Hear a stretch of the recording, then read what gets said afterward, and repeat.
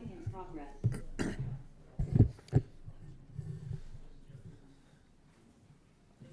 So I'm going to call the Select Board Retreat of Tuesday, September 5th to order. And the first item is approval of the agenda. I move. Second. Moved and seconded. Is there any changes? I'm going to add a brief executive session for personnel matter. If there's no other changes, all in favor of approving the agenda with minor change, signify by saying aye. Aye. Aye. This is This Dan. Dan. I'm gonna, okay, he's in as a panelist. Okay. Can you hear us? Dan?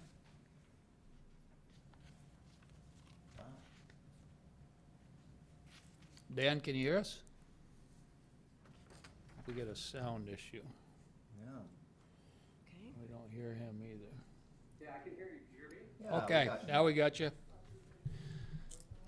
It's a nice beard, buddy. Yeah, I'm gonna turn off my video. Yeah, I forgot to bring a razor, so. I hear they're fairly cheap at most stores. So next item is, Find time either. yeah. That was a nice picture of you and Nick. Next item is approval of the consent agenda. I move it as presented.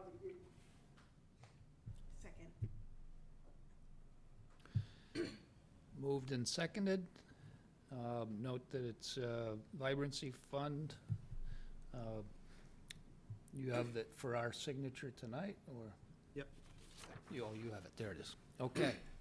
All in favor signify by saying aye. Aye. Aye.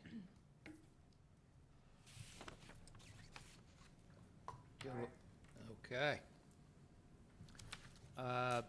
So, the purpose of our, we'll move on to the purpose of our meeting, which is to discuss the library renovation expansion project and determine what our potential pathway forward is and what the next steps, and if there is a further charge for the IPL 100 team, and what that is, and discuss the funding as well. So there's a number of, this is kind of a free-flow discussion here I'd like to have, and maybe we could take it in a couple different phases. I think the first item is the design, the next stage of the design, which we talked about at the last one, and I asked that we just move it to deal with all of the library discussion at this meeting. That could potentially come out of this meeting, a motion and direction. There was a very nice synopsis of some potential schematic design modifications or refinements that came out of, I think, the IPL 100 team, as well as our consultant who's working with them. So, thoughts on on the next phase, which would be design.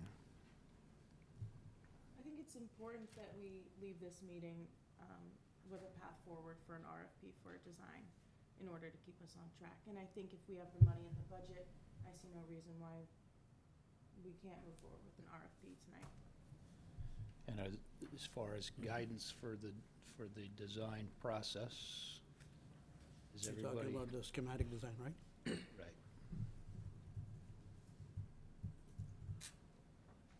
I loved all of the suggestions in the document that we got. I just always worry that if you are looking for places that you might be modifying things and a different range of options, you're spending more money on the front side of things. And I just wanted to hear from the folks who put that together, if they had talked to the architects about the feasibility of those options at this stage. Please. So, I think you're referring to the appendix A. I think so I the am idea also. is- Yeah, so some of those are bringing it back to within budget. Definitely, hopefully feasible, we think. And most of these were things that were discussed,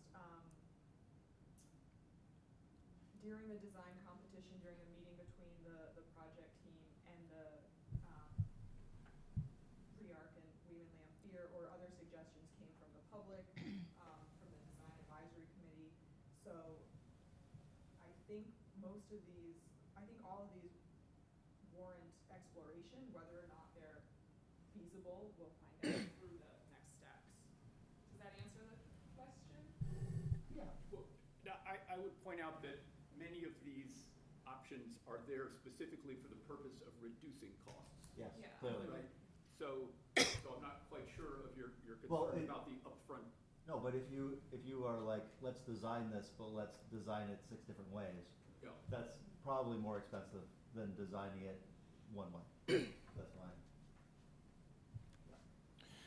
I took it as a challenge to ReArch to try to incorporate some of these in their next phase of design, not to give multiple designs on it. but Okay, not to to- A/B all these things? No, I think it's, their initial design was beyond what our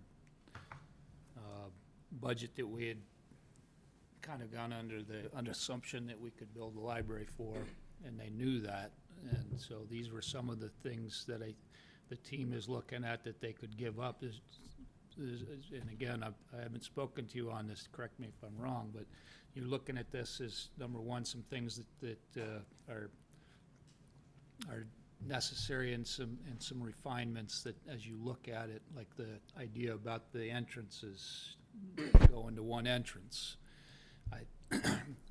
I do like that idea, and I think that would really add to it to reduce the confusion of where do I go in, but also the long-term maintenance of maintaining 2 entrances and potentially a better use of the current entrance that has failed us so many times. It's a very, very difficult entrance to keep maintained, it appears. And it's not ADA, so.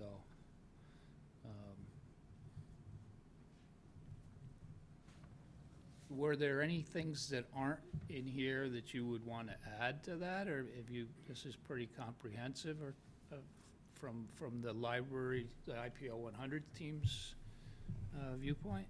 I think there are definitely things that could be added that would be more detailed as we get into conversations Yeah. with the architects. Once, this is sort of a jumping off point, sort of like the low-hanging fruit that we felt like pretty much everyone thinks we should at least look at those options and reconsider. When and if we move forward with schematic designs, I think there'll be more conversations with the staff, the project team, and the architects. Smaller, more detailed things might be explored. Yeah, I don't think this was intended to be comprehensive. Yeah. It was more, hey, let's get going if we can, and these seem like good places to start. Is Appendix A ranked in any way, or were these just the items that came up in our meeting in a random order? I did not do the order, but I do not think they're intended to be ranked per se. Well, I would say 1 and 2 are not negotiable. That those have got to happen, which was to reduce the square footage and reduce the budget to what we had, because their conceptual design exceeded what we asked for in square footage and exceeded our target for budget.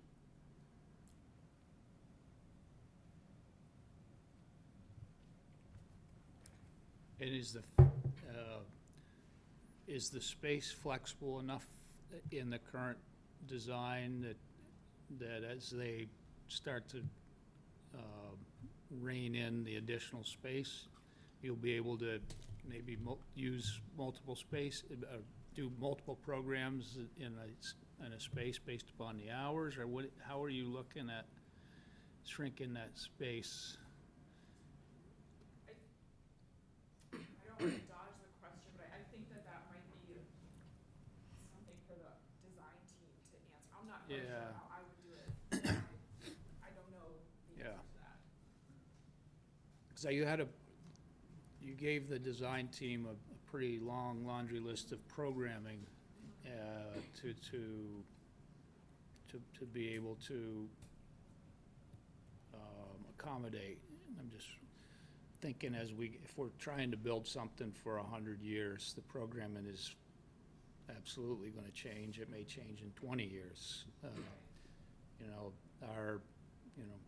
I'm part of the baby boomer generation, and we're all retiring, and we may flood your library, and the children's programming seems it's very popular, at least was when we were raising our kids, but who knows? This is a kind of an aging community at present, unless we can build some housing. So it's good. I just say that because I do think that as you look at it, one of the challenges is going to be reining in that cost. So the program that we gave them, on the list of the spaces that we wanted, we figured out how much space we kind of need for each room and each function, and it was about 24,000 square feet. And the building and the concept that they provided was about 28,000 square feet.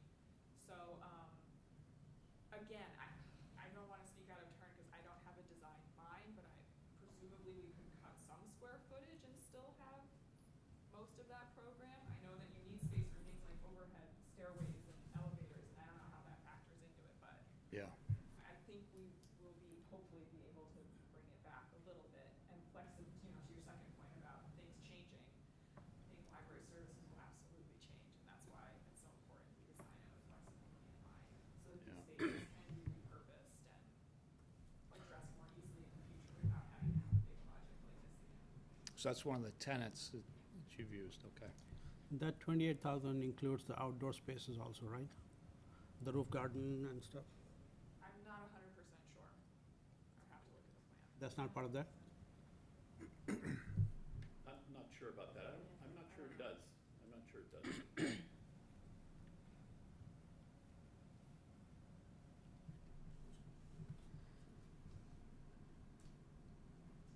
Jim? Yeah, Brian, I was just gonna remind everyone that we chose these guys because they're smart and experienced, and, that's what we were looking at, the design team, right? And I think the next step here is to sit down with these guys, roll up our sleeves and say, hey, we have some limitations we gotta work with. We love the boldness of your ideas, the imagination, the creativity you brought to it, but now we've got a different task ahead of us. We've got to design a library that's gonna meet the needs of Dana and her team, and the financial needs of the town too. And so I think that's why we're being a little vague at this point about the specifics of what we can pull off, because we need to sit down with these guys and roll up the sleeves and get to work and deliver to you guys a design that works for everyone. Yeah, thank you, Jim. They could answer that question a lot better than I can. But we might not be able to answer it yet, and that's the point, is we want to get to work. Yeah. Just a note that one of our viewers has texted that she can't hear anyone talking from the audience. I'll get up So you probably want to come up with it. I was going to say something, but I can pretty very well talking, so. Okay. They're probably going, we're also streaming on MCTV, so it's probably the sensitivity of the microphones. And we also have a hand by Judith Harris. And Judith, I think I've allowed you to talk.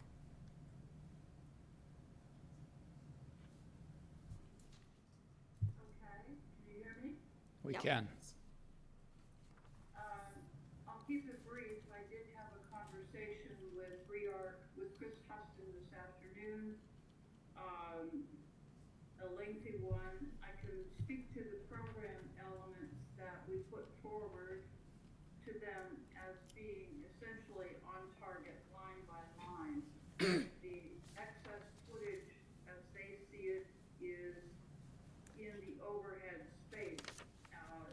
some of that is the charm of their design, getting us out forward to the sidewalk, making a lovely stair connection to the existing building as opposed to getting on the elevator, kind of the back door, and pulling us back toward the parking lot. Also, the space between the program spaces and the existing building is wider, more generous than would be required by code to simply give that existing building some grandeur and the ability to look at it and enjoy it. I think that's the best explanation that I can offer.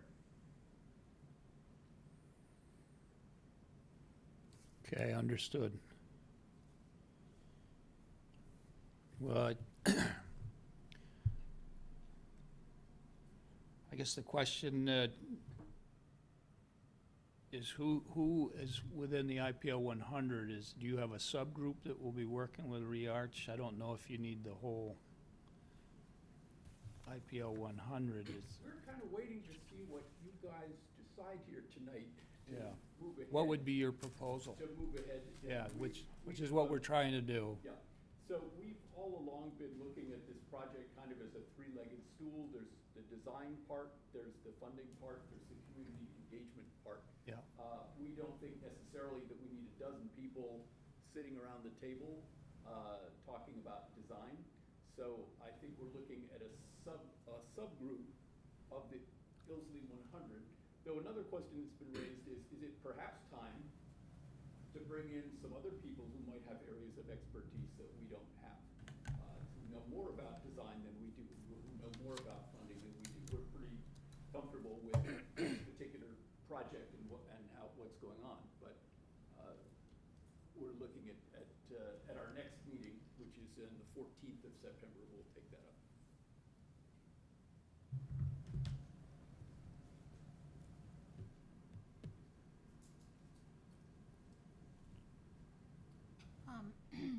The $163,000 that we put in the capital budget for the library, is that all for design?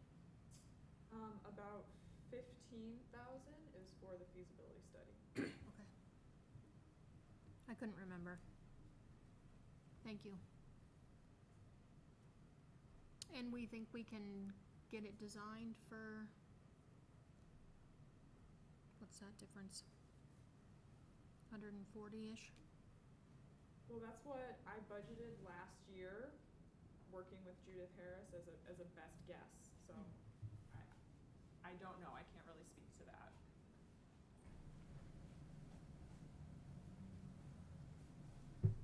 Judith, are you still on? It certainly can be, yeah. Yeah, just a question for you. Has there been any discussion with ReArch as far as what would be a reasonable budget for the design?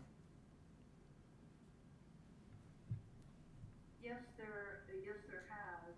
We've been going back and forth for the last couple of weeks trying to get our arms around what a reasonable budget is.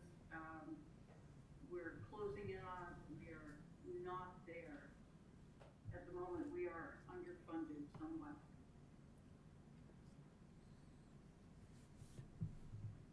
Do you know by about how much, Judith?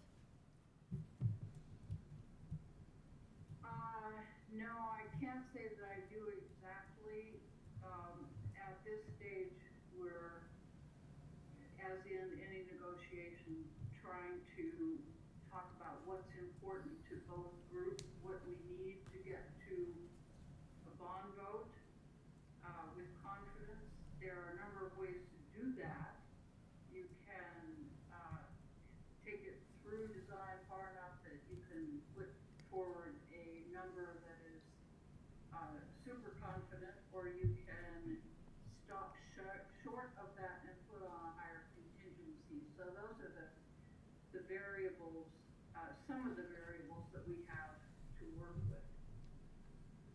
So Judith, in that second option, what would you consider the design phase, like percent completion? Are we talking that's something that's 60, 80, higher? Schematic design is typically in the neighborhood of 15% of the total for all fees for all professionals, design professionals, not attorneys and. Excuse me, Judith, I think that you and Heather are talking about two different things here. Yep. Thanks, Joe. I meant if we went with the option you mentioned as number 2, so something that wouldn't be maybe as finalized. That's what it sounded like you were talking about. So there were like 2 options of where we get the design phase 2. Like we spend more now to get it further to completion, or we spend less now with a higher contingency. In that second option with a higher contingency, what would you consider the design percentage? Like, you know, I hear like, you know, 60% plans, 80. What would you think that design would be at that point? It would be difficult for me to say that without those who are putting forward their number agreeing with it. I don't know at this point if I would want to do that. One thing that occurred to me as I was speaking with Chris this afternoon that I shared with him was that if we bring along their design and the funding feasibility study at the same time, we can target, say, 75% completion of what you would normally do for a foolproof bond vote number, and then look at where the fundraising is going, and redirect from that position. Either say full steam ahead, yes, this looks good, or we should dial back a bit. I actually like that process. Because that gives you some flexibility. You haven't got it's not fully designed, but you got enough so you can do the fundraising feasibility and start trying to get the donations. Yeah, I agree. I get a little nervous depending on the percent completion of the plans, especially if you're taking something to bond vote. I get it, you know, you're gonna put a contingency in there. Well, and- this isn't, we're not talking to bond, we're talking about where they Well- get to initially. Yeah, but that's where she was saying 2 options for how we get it to a bond vote. Do we spend more up front now to get a higher percent complete set of plans, so we have a lower contingency and we're pretty solid on what we're asking voters for, what we're looking for construction? Or 2, we don't spend as much initially, we get a set of plans that are, I'm gonna guess, between 60-75%. And we put a larger contingency in there to cover anything that's not included in that 25%. So theoretically, the number you take to the voters is roughly the same, but your plan completion is, you know, just, we may not spend as much money in the design right now. We're still gonna spend it eventually. Right. So I think we need to do enough so that they can start the fundraising. So I think that will drive our discussion on the budget. And if the fundraising is super successful, I mean, I've heard some whispered numbers that sound very aggressive, but if they were able to get to that point, that changes the potential of you know, it changes how much you're bonding for, but by a long shot, but it also then might make it easier to sell the full amount of the design, and you can finish the design. But let's say the fundraising falls on its face, and we start taking it out to the voters, and we get some pushback.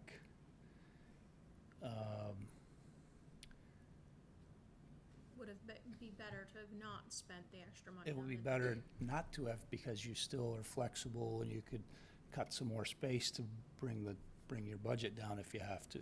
Yep. Kathleen, if we take the project to a bond vote, we have to take it in the full amount, right? Yeah. So like, even if we could raise 10 million of the 15, I'm just guessing. We still have to take to the voters a $15 million bond. Correct. And hopefully we have something to support what the fundraising, but it's the same thing we've done with infrastructure projects and we're taking the bond vote for the full amount. So regardless, we're gonna ask voters for the full amount. No, I think it's, one of them is a procedural, and the other is the actual, what the voters are being told. If you have done it, if we've got fundraising, we're bonding for 15, but it's like when we bonded for the Cross Street Bridge. Right. Everybody knew the college was Right, paying it's for a just portion like of the it. water tank or anything Right. else. We're bonding for the full amount of that, and we hope to get this grant and this grant and this, but the voters have to be prepared that if, Well, I'm of the feeling that we don't take it to a bond vote until we know, at least have a good sense for where we're gonna be on fundraising, because I Yep. think we owe that to the voters. and we probably can't get to where we know how much we can raise fundraising until we at least get to a 50% design phase, so that Yeah, people, 50 to 70, I think people know what they're 75. supporting, right? We have a hand by Judith. Go ahead, Judith. Just one thing I wanted to point out is that process we have chosen, really allows us to treat budgeting as an integral part of the process, as opposed to designing to a set of criteria, getting to the end of that design and then putting a number to it. So it's much more fluid, and it lets us look at how the design is progressing and what the implication is on cost every step of the way, starting at the beginning, before any design happens. What would we do, for example, if we didn't have roof garden, or we chose a different mechanical system? Those kinds of discussions can be had at the outset, and then can be re-evaluated at critical points all along the way, rather than being surprised. Okay. Which is basically what I was hoping, that we wouldn't do a full design without checking budget along the way. I think that answers it. So that's, you have that built into the proposal? Yes, sir, that, those funds for that pricing is built into the proposal. Okay. Judith, I just wanted to talk a little bit about schematic design and your mention of schematic design usually being 15% of the fees for professional fees. Correct? Is that what you said? So Correct. so there's a lot more design to do after the bond vote. That's correct. The 15% gets you to the point where you know enough about the project and its systems to be able to put a number to it. It still will have a contingency in it for certain. And as you know, as you go through the project, that contingency diminishes as you have more information. So now we're talking about only a 15% completed plan? Could I I think we're talking two different things help out again. here? Are we? Judith is talking about how much are we going to pay them How much are we gonna pay for the schematic design? Okay, for their schematic design.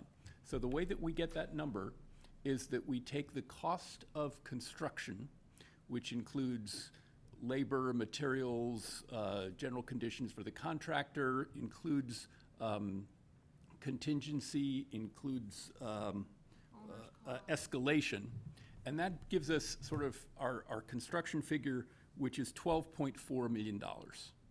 Okay? From the $12.4 million figure, we estimate about 10% for owner costs. We estimate 10% for professional fees. So the professional fees are mostly going to the architect, and my assumption, and Judith can correct me if I'm wrong here, is likely to subcontract to engineers and so on. So we're talking about 10% of that number. Now, you with me? Yep. Okay, so now the question is, what percent of that number is an appropriate fee for the schematic design portion? And a rough estimate is you take, of the 10%, you take 15% of the 10% is a typical number. Is that about right, Judith? Yes, that's right. So if you have 12,400,000 as a construction number, you take 10%, that's 1,235,000 more or less. And you take 15% of that, and you're down to about 180, and that covers architects and engineers, not owner costs, but professional fees. So we're short about 40 grand. That was really well explained. You should come to my classroom sometime. That was really good. Thanks, Joe. But the question is that 100 and, let's call it 190, is that for full 100% plans? Judith has her hand up again. That is for 100% schematic design plans, correct. And what we're pointing out is that we can stop along the way and do a gut check on where we are matching up fundraising and our program and the cost, and make adjustments as we go rather than designing to a number that we can't get to. So just for curiosity, the 186,000 times 75% is roughly 140,000, and we have 148. Yeah. So we should be able to get close. Yeah, so if we were to approve this process, are there other thoughts on it? And if everybody's kind of good with this process, Judith does have her hand up again. Or is that a leftover, Judith? For panelists. I don't think it ever came down. Okay. Could I make one more comment here?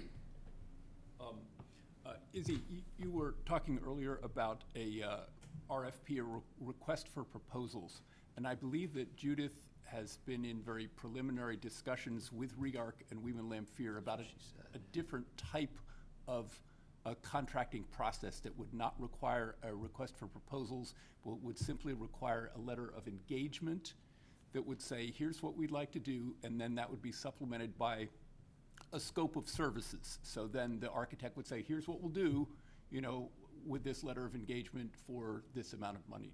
Kathleen, does that sound Because right we've to you? really kind of Okay. gone through the Pick Yeah. that. Yeah. And since we did a competition, we don't need to reopen that, right? We can just do a letter of engagement?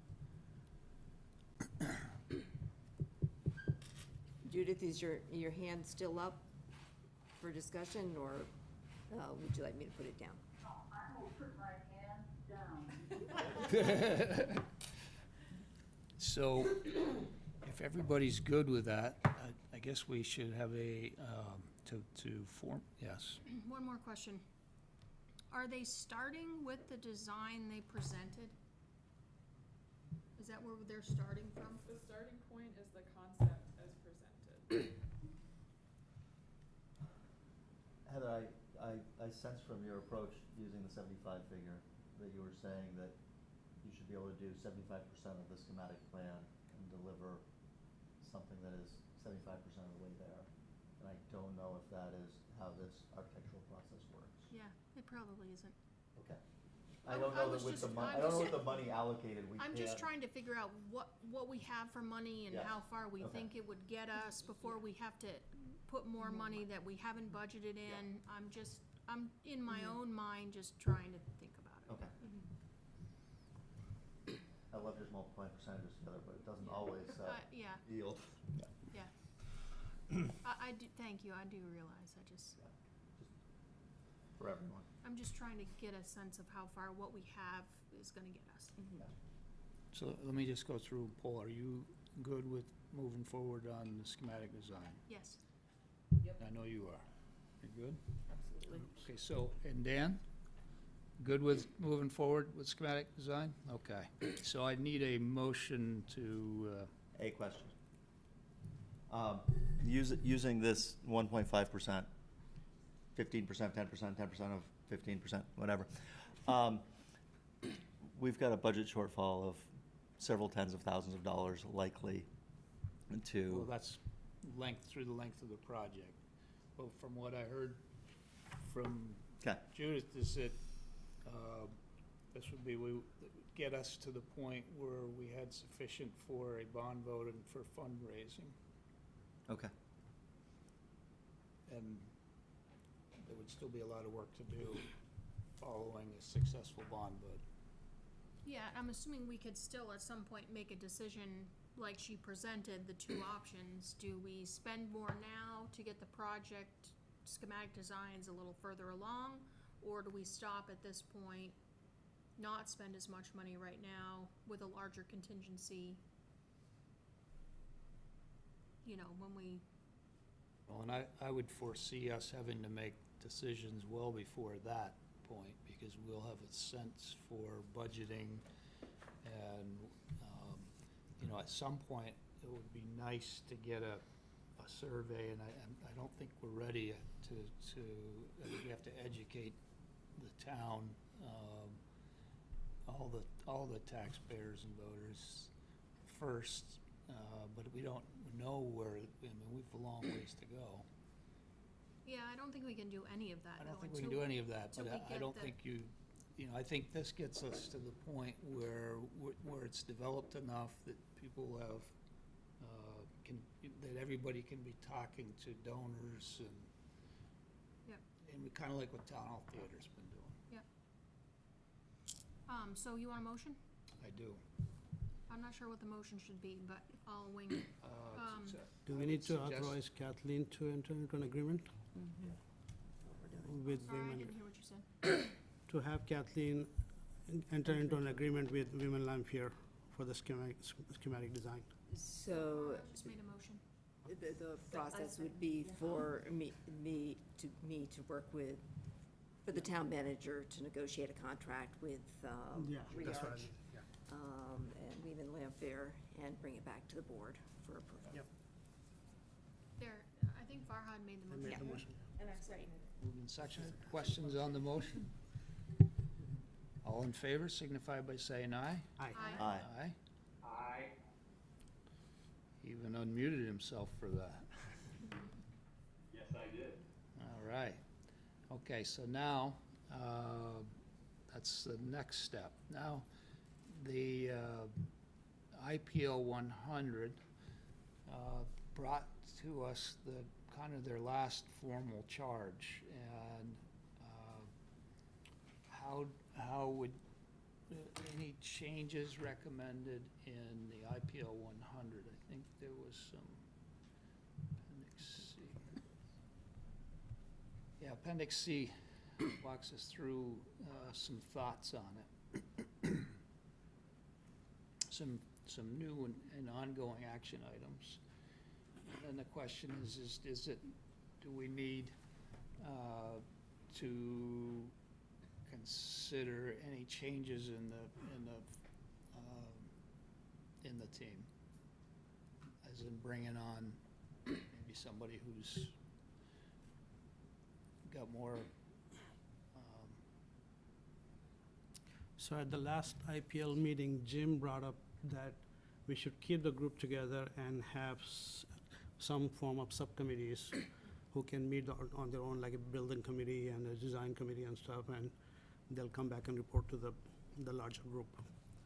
Is that right, Jim? Yeah. I think it's a period where we need stable leadership of this process from the library side. And I think this group has worked really well together over the last 18 months and should see this next phase through. I think that'd be a real benefit to the town. Can you guys sustain this cadence of meetings? Have you I- scaled it back?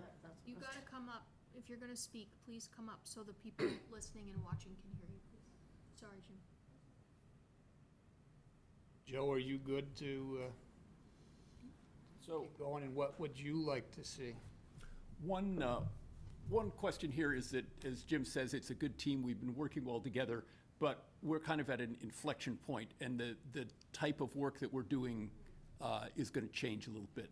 So one idea would be to have some smaller groups, a funding group, a design group, maybe a communications group. Perhaps the whole team doesn't meet every 2 weeks. Maybe we meet once a month. Maybe the other groups meet more frequently, come back and report. I would envision something along those lines. And are you thinking to add people to Well, the that's a question, committee that's or a question for you. I mean, one of the things that we did, without actually, I think, asking you guys if it was okay, was we empaneled a professional advisory group of architects who advised us. So I guess my question is, if we form some smaller groups, do we need to come to you each time and say, is this person okay, or you all right with us I don't think that's us necessary. doing that? Okay, good. So, That will be our subgroup that we can form. okay, so then I think that there was a little bit of confusion as to, has the Ilsley 100 project team come to the end of its charge? And I say no. I think that the larger point of the charge was to bring the project to fruition, and we're still a long way from there. But I think that what we ran out of was the to-do list. And so what you see here in Appendix C is an extension of the to-do list for the next phase. Yeah, and I don't know as though the charge was to bring it to fruition, but it's certainly, everybody's put a lot of sweat equity into this project, and I can see that by everybody's attendance, that everyone would like to continue to see it through to fruition, and I don't have a problem with that. I do think maybe some additional guidance, certainly you get 12 people working with ReArch, it's gonna drive them nuts as a professional service, and it's gonna drive up the cost. So maybe understanding how you would propose to format your group, and I personally see the next big challenge for your group is the fundraising portion. And that's gonna take, that's an all-hands-on-deck type of thing, I Well, believe. Brian, I'm glad you asked about that, because I polled the group and I said, so we're probably gonna break into a couple of teams here, and one is fundraising and one is design. Which would you be most interested in? Design. There's an awful lot of interest in the design portion of the plan here, I'll just say that. But I think we know where our challenges lie, so. Right. I think the design is, it's beautiful, and the vision of what can come is exciting. I think the challenge is the fundraising part. And so you're gonna need some good, strong leaders, and that's where I think you're probably bringing in people who, I don't know if you've got anybody in this group got experience in fundraising? So, got couple of you, Yeah. so I think bringing in some more to have a larger group, because you're gonna have to, making all the contacts, I mean, that's a lot of work. Yep, and we welcome your recommendations and suggestions for people who'd be good at this. Yeah, I don't have a lot of experience in that, so. I'd be happy to join a committee fundraising. I have very limited fundraising skills, however, but Enthusiasm and connections Yes. counts for a lot. Right. So, as far as the charge to the IPO 100,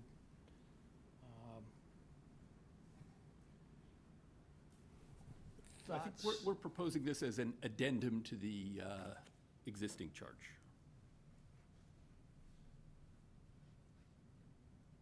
And And off of Appendix C, number 3, inform and engage stakeholders, like including the community. When do you foresee the next time that you engage with the community in a similar way, or maybe, you know, by demographic, like we did at Town Hall Theater?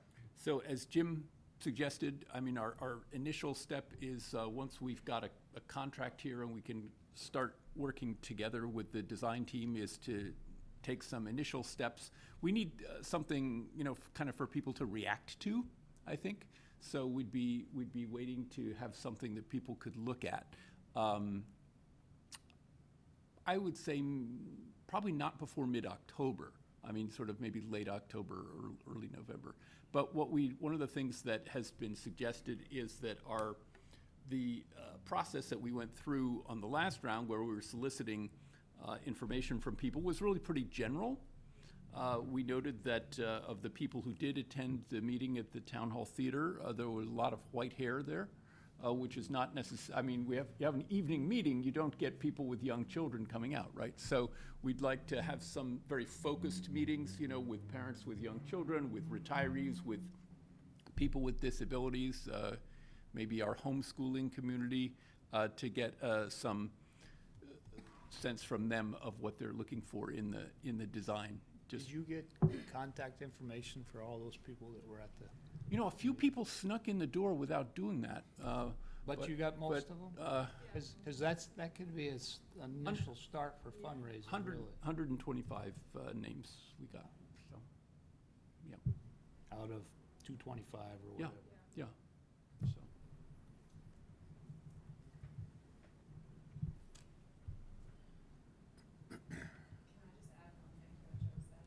I was pointing at Izzy. Ruth, so I didn't- I'm sorry, will you come up to the mic? Sorry, please? you're absolutely right, Heather. There's another one right there, too. Okay, no, I can share with Joe. I just wanted to add, because I was looking at Izzy when we were saying this, is that one of the groups that we didn't solicit specific information from is teenagers and middle school, high schoolers, and we have 2 select board members who have easy access to that demographic, and so I think having a focus group with that demographic, especially when the design team is working on the design for that section of the library, is really important. In addition to the groups that Joe mentioned, also non-English speakers was another group that came up when we were talking about it. And so maybe other demographic groups as well, just to make sure we're hitting all of the community, parts of the community. And a question of particular interest here is that in the conceptual design from Weeman Lamphere, there was one kind of giant room for youth that had all ages in there, right, from birth to high school. And it's our understanding that the high schoolers don't really want to hang out with the middle schoolers, and the middle schoolers don't really want to hang out with the elementary folks. And if we're looking at bringing things in a little bit, maybe somebody's going upstairs instead of being down with everybody. But that's the kind of thing that we want some data points on from the people who are concerned. I would say the middle and high schoolers also don't want to be near adults. Yeah, well, Like their own wing, just get a well, bus. maybe we're going back to that idea of an annex, you know, down the street. Middle schoolers in the dungeon. As long as they have it to themselves, they'll be happy. They'll be okay. So as far as the charge, has everybody read Appendix C? And there's some refinements, some proposed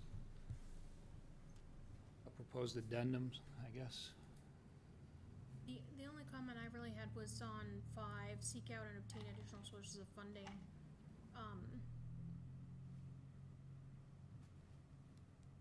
I mean, it's broad, I was just wondering if it should be a little more specific. Grants, see.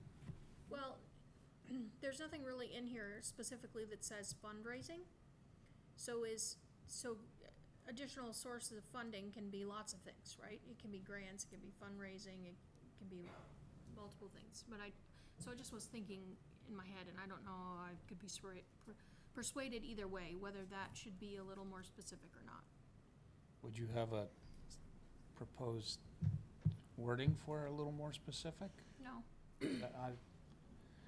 I do think not right off the top that of my head. there's 2 areas that we would like, I think, the them to focus on is, one is community fundraising, and then grants and that are available. You've been writing for grants here. I would say grants and fundraising is what we had in mind when we put in other sources of funding. I would say, though, we made a conscious decision to say funding instead of fundraising, because we want the money to come together, and we know that fundraising is one part of that, but there may be other opportunities that we don't want to overlook. And we know that some people are highly skilled at finding opportunities out there that we might not have thought of. And so we're interested in all kinds of possibilities, but our initial focus is going to be on kind of the private fundraising part of things. And the additional sources here is versus a bond paid by the property tax. To be honest, I wasn't thinking of that as additional. I was thinking of things in addition. So we've been talking for a long time about a probable bond vote because we think we're going to need that for this project, right? So the additional here means over and above the bond. Right. If that That's was all not, I was, that's all I was looking for. Yeah. Yeah. we weren't looking for multiple bond votes. I guess if we have that clarification, I'm okay with it, because I think we've been pretty consistent in talking about fundraising and grants. Yeah, I'm sorry. I'm sorry, Joe, I don't mean to interrupt you. I was going to say, I'm sorry we didn't provide it to you, but I think sometime in the spring when we came before you, Dana had provided a list of here's our probable funding sources and what we're eligible for and where we've applied and so on.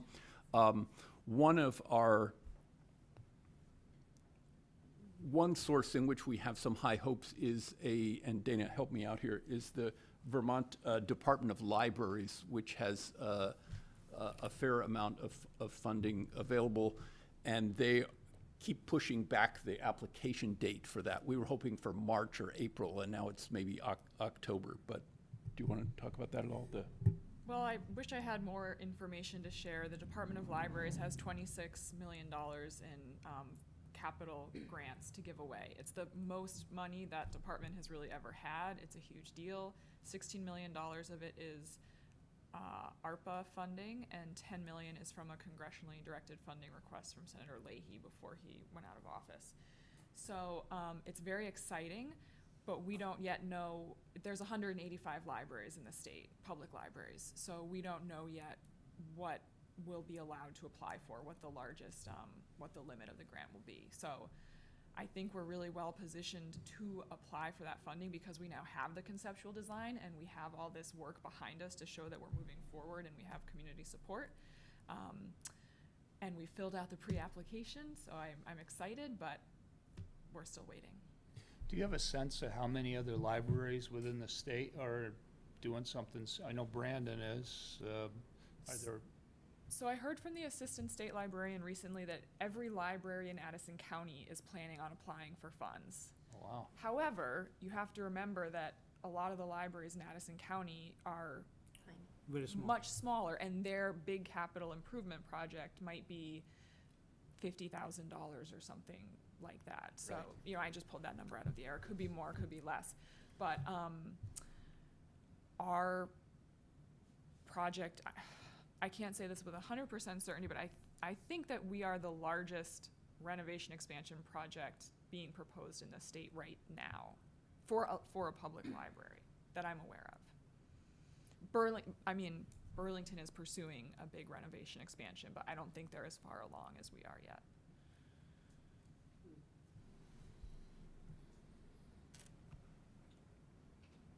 I guess as long as it's clear to me that additional sources of funding includes fundraising, so. Absolutely. It is the group is considering that a big part of their charge, I guess, okay. Versus like us needing to hire or provide another group to do that part of the work. So we have already budgeted some funds for support with the capital campaign. I'll be doing a lot of that work. And it's not uncommon for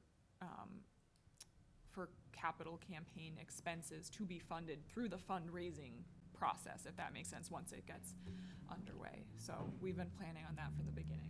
Okay. The only other thing, I guess, fundraising, grants, and possibly other government funds, because we will apply for another congressionally directed funding request next year, although we have not been successful with that to date. I wonder if the further along we are, if it becomes more, a better candidate, more attractive for them to provide the funding for. I think and hope that that is the case.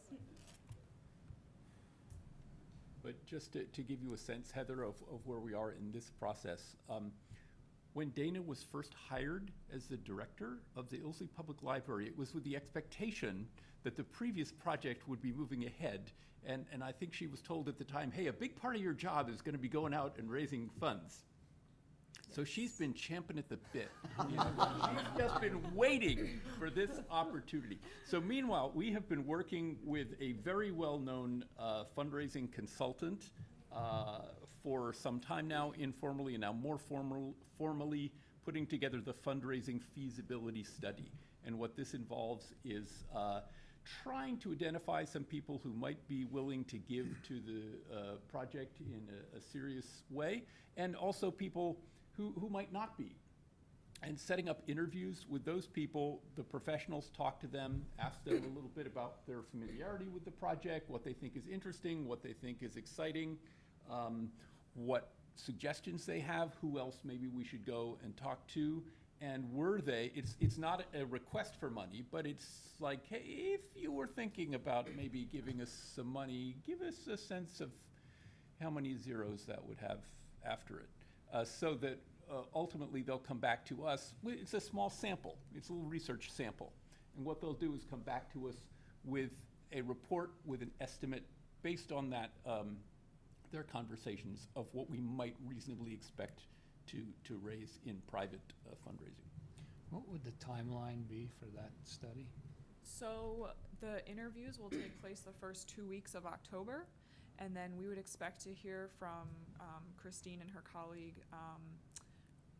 early November, I think at the latest, possibly end of October, what they think we should be shooting for as a fundraising goal, what they think is feasible. So November, I would say, we should definitely have that idea. And do they give any guidance? What's a window for what's a reasonable window for fundraising? Window meaning timeline or amount or, Timeline. Well, so we have talked about starting the quiet phase, asking for soliciting major gifts starting in January.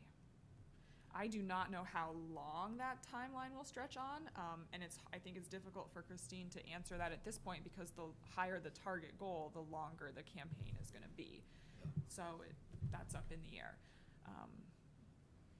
But apparently the holidays is not the best time to go to people hat in hand requesting donations, even if you're There are a lot of hats. Tim Cratchit, right, yeah. And another thing that we might mention here is our partnership with the Friends of the Library, many of whom are here tonight. The Friends of the Library, you may not know, is a separate nonprofit organization. It's a separate 501c3 organization, and they raise funds through their monthly book sales. And there was just an almost all-time record book sale earlier this week of Whoa. $1,500+ from a book sale out on the patio here. It may have helped that they were giving away ice cream to celebrate the 100th anniversary of the library. But through their book sales and through their annual memberships, anyone can join. It's a sliding scale, give what you can. The Friends help to fund all of our programming at the library. So those Wednesday night lectures, the reason you had trouble parking tonight is there's another event happening at 6 o'clock in the library.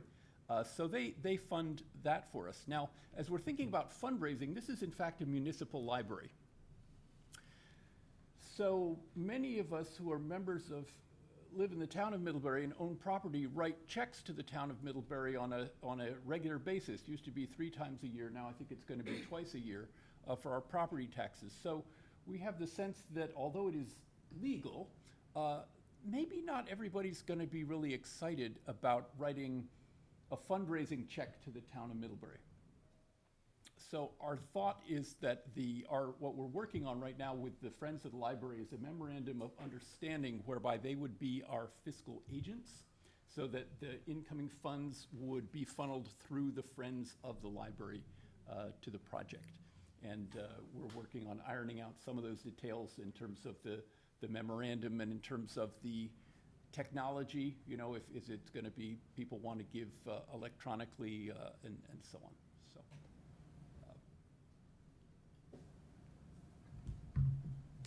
That's funding, fundraising. I'll just run that by Kathleen when proposal, I guess, right? So- Was that fundraising by the town or the Friends of the The Library? idea of having the Friends serve as a fiscal agent, accepting donations and then passing them on to the town.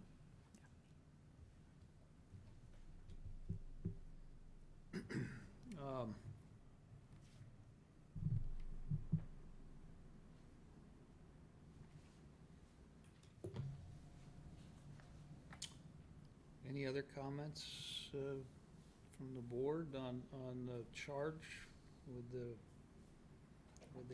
addendum?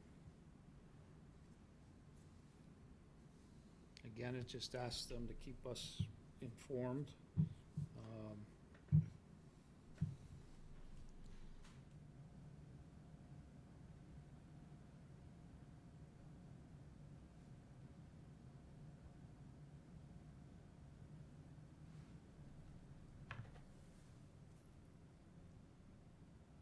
Do we need to make a motion? Yes, at some point here. The one that I wonder about is number 6. How the wording on that, I think any bond ought to come from the any bond discussion should be coming from the select board. Right.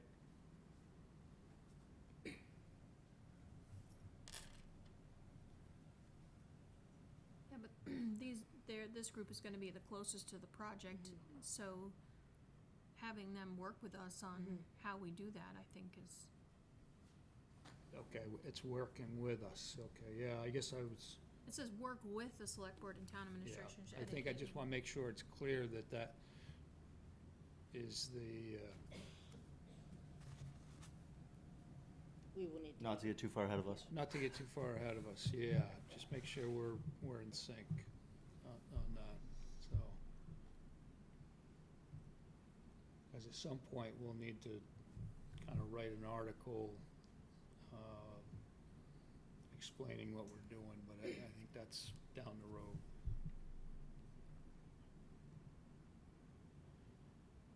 Any other comments, questions, concerns with that? The number 2 on the notes, the liaison for the town manager, is that Beth Dow for us, Kathleen? Yes, and Judith will be continuing for Okay. us as well, happily. So it's already in place now. So we got it. Okay. If there's no other comments on it, do we want to, I would entertain a motion to approve the continuance of IPO 100 with some addendum of some further instruction for the committee? Everyone's looking at me. I move to approve Appendix C, the draft addendum to the Ilsley 100 project team charge and their continuance of the Ilsley 100 project. Second. Moved and seconded. Any comments on the motion? Hearing and seeing none, all in favor signify by saying aye. Aye. Aye? Okay. Scruffy Yeah. agrees. Scruffy. I think it looks good. Me too. I think you should keep it. This very distinguished gentleman that's joined us here. He looks old. I made a comment to him the other day. Okay, Is it it- the salt same and grow, pepper beard like, is in. Chief Hanley, when do they grow beards for raising money? Is that this time? No shave November. Well, yeah. Oh, okay, so he's a little early. I'm just trying to look older is what I'm. I did It's see just- that comment on the, It's the altitude, right? Dan's gonna grow his beard for the library. so then a little discussion on the bond timing. And I know there'd been discussion about trying to combine it with the town meeting. I just don't see us being ready for a town meeting bond vote. So I think leaving that open if we are ready, but also maybe having a trigger that, when we know what our, for me, I feel a lot better bringing it to the voters after we exhausted some efforts on fundraising. Go ahead.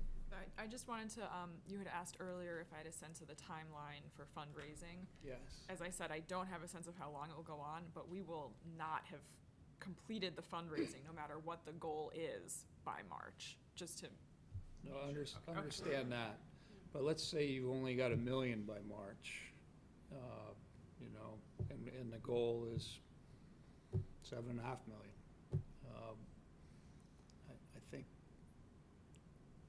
if we feel we can get $7.5 million, I think we owe it to have more of that before we take it to the bond vote, so that I think it gives us a better chance of success at the bond is what I'm talking about. Sure.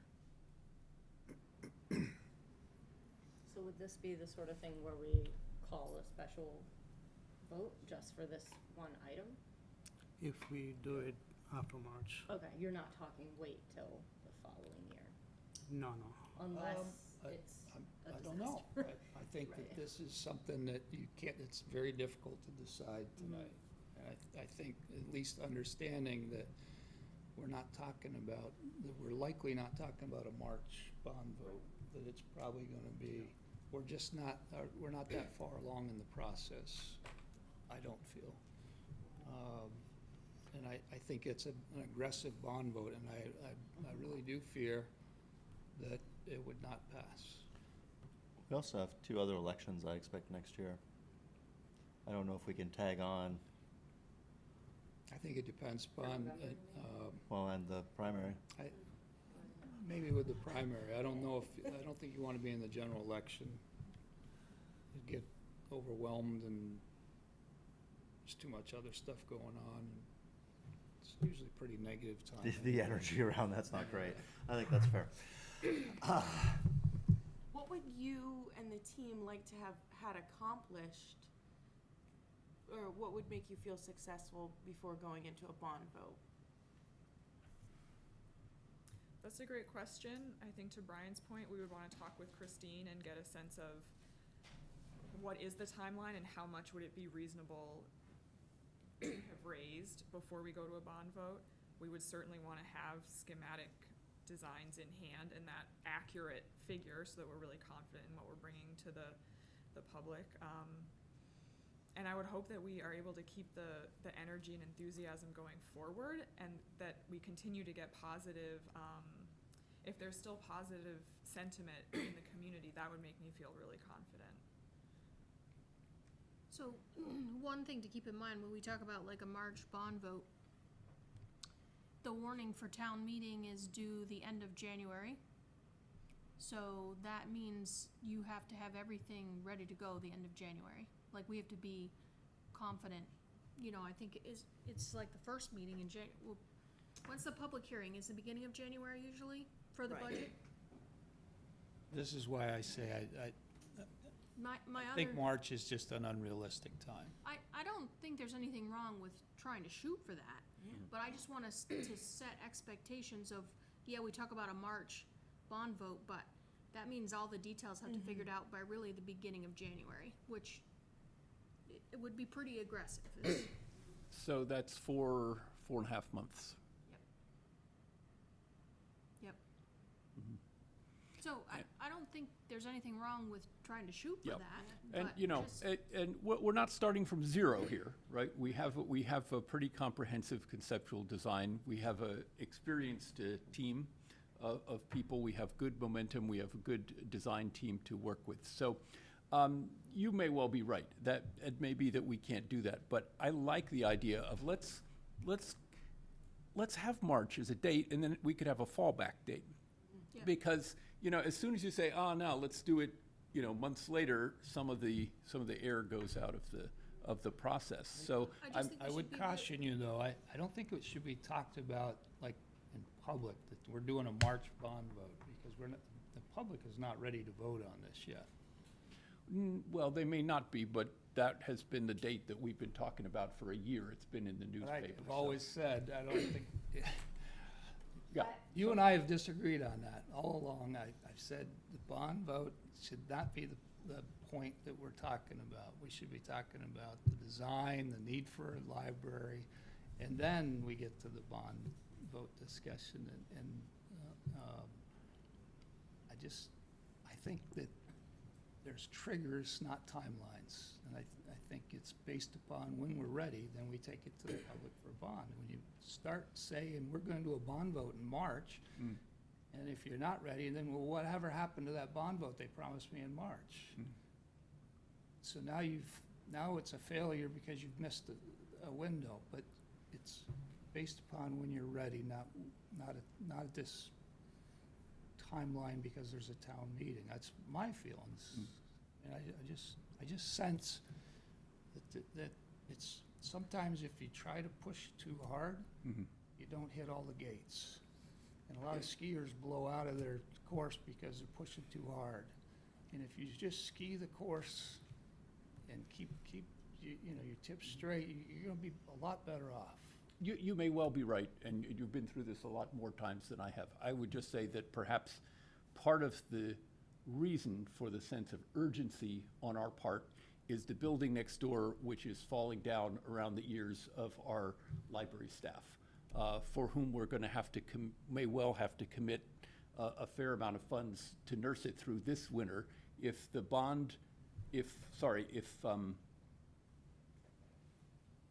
we wait for those triggers to happen, it's very unlikely that we'd be able to break ground a year from now, which would mean another winter to go through. So simply, all I'm saying is we hope to move ahead sensibly and with a reasonable As amount of expeditiously as possible, as right? expeditiously as possible. And I'll yield to your knowledge on what makes sense on the bond vote. I just don't want to promise a March bond vote and then Okay, okay. fail. I don't like, I don't like failure, right? Okay, So, all right. But I don't like failure of the roof. It's not going to collapse on you.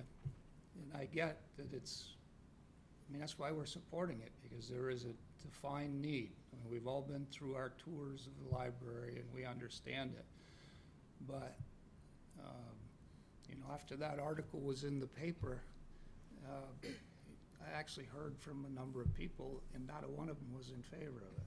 And I was like, oh, this isn't good. That wasn't the intent of that. But we've got some work to do to bring everybody together.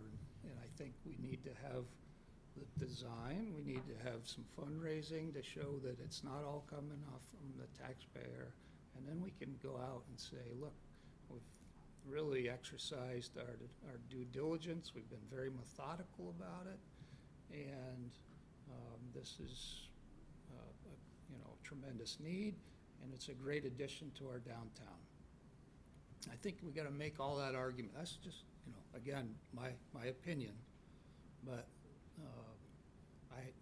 in closed-door sessions, I haven't heard much difference from that opinion other than from the IPO 100 team, and I totally get it. So you guys are vested. I mean, nobody's had more meetings in the last 18 months than IPO 100. And so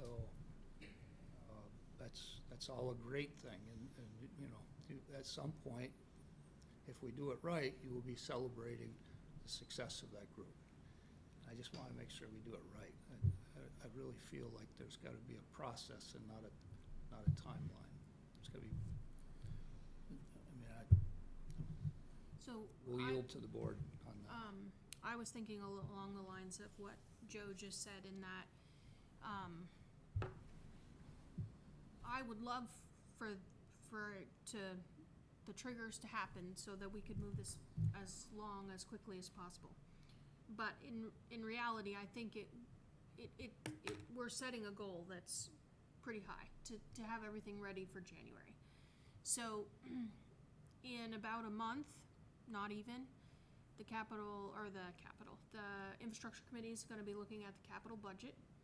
And so what I'm thinking about is what do we need to include in that capital budget to limp the library along? That's kind of what I'm thinking. I'm sure Dana's thinking about it a little bit too, but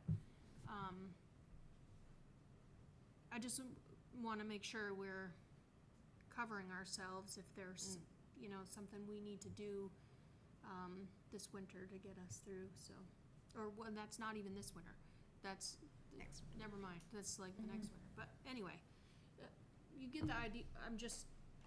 We have to decide. When I say we, the infrastructure committee needs to make a recommendation to the select board on what we recommend the capital budget be by the end of October. So there you go for timelines. Yeah, so I have that request, which I'll present to the trustees in September and then give to the infrastructure committee, and Kathleen has seen that. It wasn't on the list, but is there work being done on trying to develop that alternative site for where the library would be during the construction phase? When we relocate, Yeah. yes and no. It's kind of tough to look for a space not knowing when we're gonna move, because places that are attractive and available now might not be a year from now or 6 months from now. But we have been thinking about what would work, and realizing we're gonna have to be really flexible and kind of probably take what we can get. So the staff and I have been thinking about different ways to reduce the collection, different service models we might use if we relocate, things like that. We've talked to movers to get estimates on moving. And What's the estimate on how long it would take to build this from start to finish? I don't know if Judith is still on. She could correct me. I think I've heard a year and a half. Thought it was 18 So months. I was okay. thinking 2 years is probably the time that we'll be out of the building. Yeah, and are you thinking of programming changes during that period? I know you're talking about I think it will library activities will look pretty different for those 2 years. I don't know if we'll be able to find one site that works well in downtown Middlebury, or maybe we'll find one small site where we could have some of the collection and then hold programs in different sites around Middlebury that we rent by the hour or something like that. We're gonna have to get really creative. The library staff are creative, and they're thinking about what are the core services and how can we continue to offer things that people really count on a daily basis, like Wi-Fi and internet and things like that. And how much footage are you looking for, like bare minimum? I don't know bare minimum. We know we're not gonna get 18,000 square feet. Oh. 10,000 square feet would be great. We know we're not gonna be able to move the whole collection. A lot of the collection will go into off-site storage, and we'll keep the new materials. We're prepared to sort of be flexible with workspace, so maybe half the staff will work remotely, half the week, and we'll switch things like that. So we'll just see what we can get. The ideal space is actually a wide open kind of a location. The South Burlington, when they redid their library, took 2 or 3 years, and they relocated a large part of their library into the University Mall in South Burlington, where they had a large open space there. So Yeah. I don't think Aubuchon's is quite big enough. But that is the kind of space that would be great for us.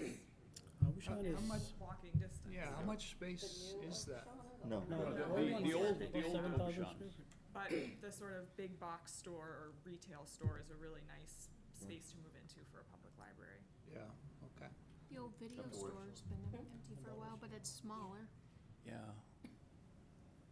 Anyway, one thing that nags in the back of my mind is the fact that we don't know how much that part of it is all gonna cost. You know, that's not included in any of the, Yeah, I mean, 2 years of rental and storage and Moving. moving. Is, St. Mary's, cause the original plan for St. Mary's fell through, right? Well, the Turning Point Center, right, did not get funded, I think. Right, I think that's not happening. I'm just wondering what's happening with that space, cause it is walkable and ostensibly big? empty. Big space? it's not an elevator in that school. building though, right? No. I don't know that building. My kids went there. There's not an elevator. Oh, okay. Ruth, did you have something? Coming to a microphone Join the before team. Heather reminds me to do it. I just wanted to say that we heard from other libraries that this was sort of included in part in their fundraising efforts, that some places got donated spaces when the word was out, like we're doing right now, getting the word out. And also the architectural firms, I can't remember which one mentioned it, but I'm sure that that Weeman Lanfear has worked on this.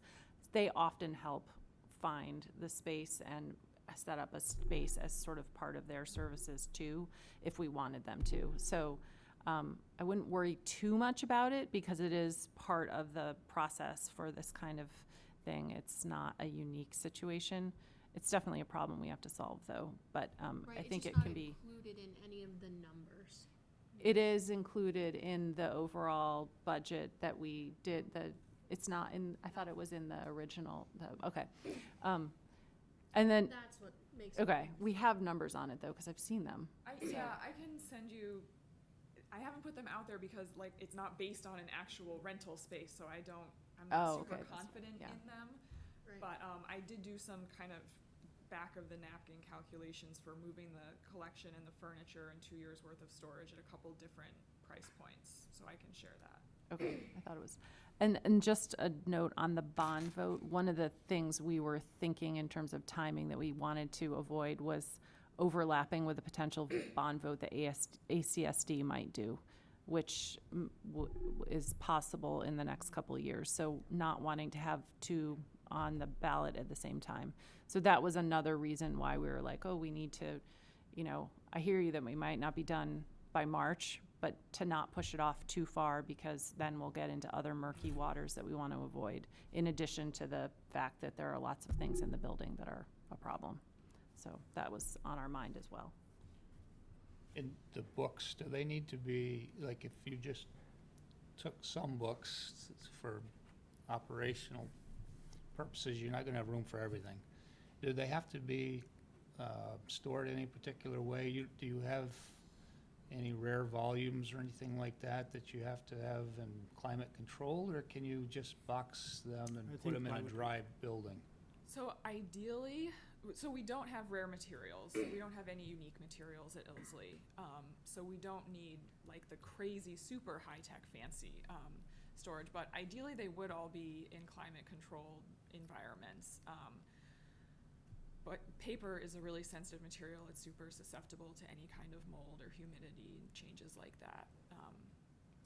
So ideally, they would all be in a climate-controlled storage space, and there are storage spaces specifically designed for library collections. I haven't looked into that yet, but that's sort of first tier.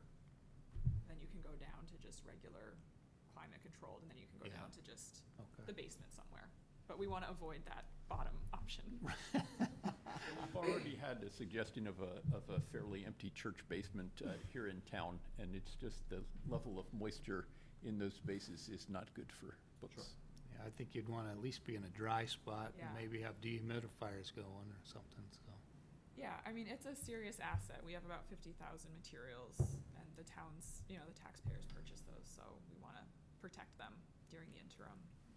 Will there be like a reduction leading up to this of, like, what's the standard percentage or? Yes and no. Our collection is very lean by library standards. So every book that comes in, we have to get rid of a book because we do not have space. So any book that you see in the library has been checked out within the past 2 years. Otherwise, it's on the block. And if you're in the youth room, it's more like it's been checked out within a year. Otherwise, we get rid of it. Wow. Yeah, Middlebury reads a lot, which is one of the things I love about this town, and why you have such a wonderful library. But we are trying to weed a little bit more aggressively, looking forward to having to put a lot of the collection in storage. I learned a really good vocabulary word, de-accession. De-accession. It means to weed the collection, right? Yeah. It's like Yeah. I need to do more de-accessioning at my house, but. Will that word work for my parks managers when I want them to? Okay. Any other comments on the library? I think we have a path forward. Any comments or questions on it?